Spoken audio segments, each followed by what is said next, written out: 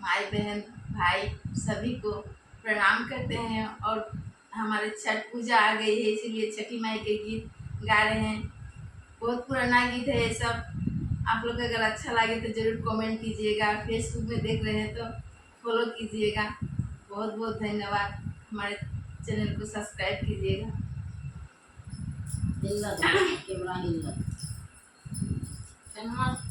केरावा नारियरवा ए दीनानाथ नैया बुझल जा।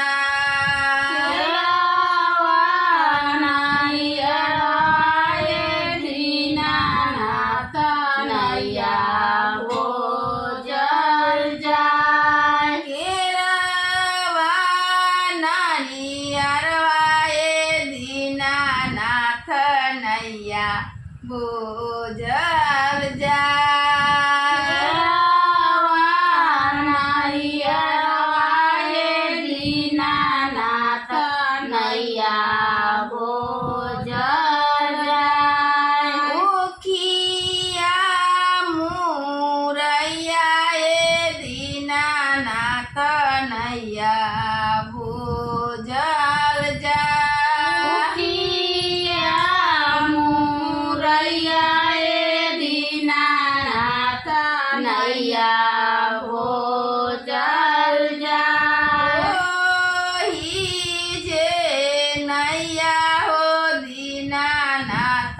छठी घाटे जा।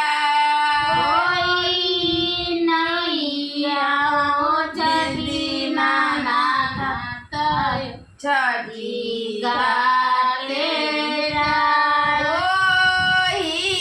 जे नैया ए दीनानाथ छठी घाटे जा।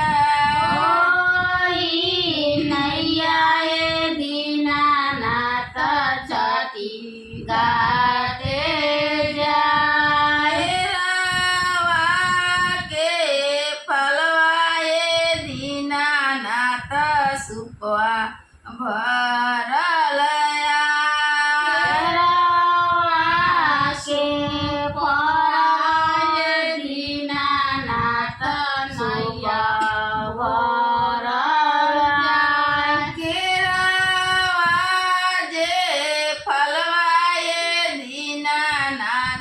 सुपवा भरल जा।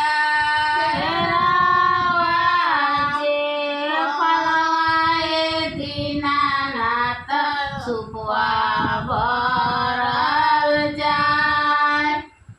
दीनानाथ ओही जे सुपवा ए दीनानाथ यार गदिया।